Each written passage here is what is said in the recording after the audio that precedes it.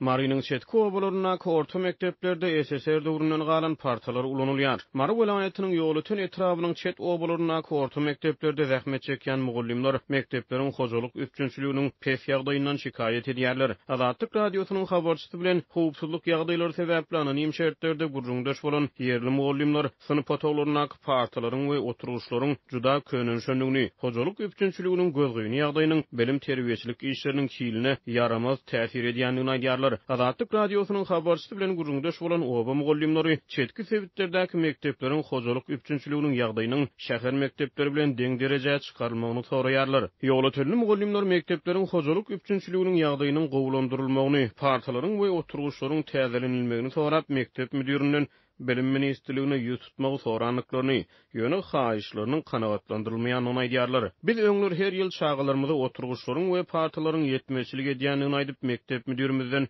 bu mesele boýunça bilim ministrligine haýyş bilen ýüz tutmagy soraýardyk. Emma 2 ýyl bäri mektep müdirine şeýle haýyş bilen ýüz tutmagy besetdik, sebäbi haýyşlarymyz kanagatlandyrylmaýar diýip mektep mugullimleri Azatlyk radiosynyň habarçysyna gurrun berýärler. Çetki obalaryň mugullimleri şäher we oba mektepleriniň hojalyk üçünçiligine deň derejede garalmaýanyny aýdýarlar.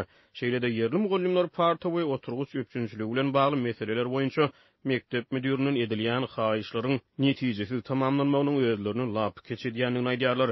Synyp otaglaryna serenjam bermek üçin her ýyl boýog çalýarys mekteplerdäki partalaryň we oturguçlaryň SSR döwründen galanyna meniň özüm şaýat diýip bir marly mugullim howpsuzlyk ýagdaýlary sebäpli atlandyrylmalyk şerti bilen Azatlyk radiosynyň habarçysyna gurrun berdi. Men hem şu mektebi tamamladym diýip ýerli mugullim sözüniň üstüne ýetirdi.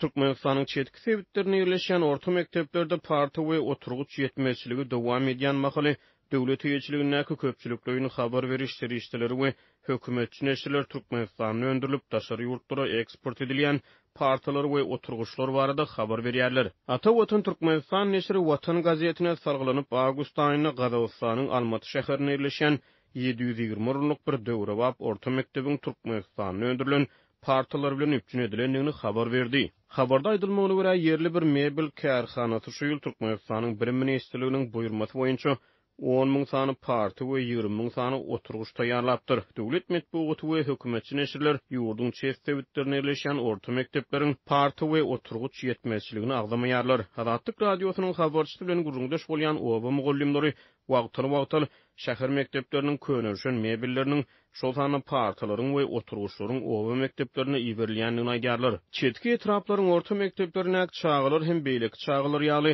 oňot partalara we täze oturguçlary münasipdir diýip bir oba ýaşaýjysy Azatlyk radiosynyň habarçysy bilen gurrundaşlykda aýtdy. Bu aralykda Azatlyk radiosynyň Balkan welaýatyna habarçysy geçen hepde Sewitin käbir mekteplerine welaýat bilim müdirliginiň işgärleri tarapyndan barlyklaryň geçirilendigini, ýöne geçirilen barlyklaryň mektepleriň kemçilikläriniň üstüne açman eýsem olary ýaşyrýanyny habar berdi.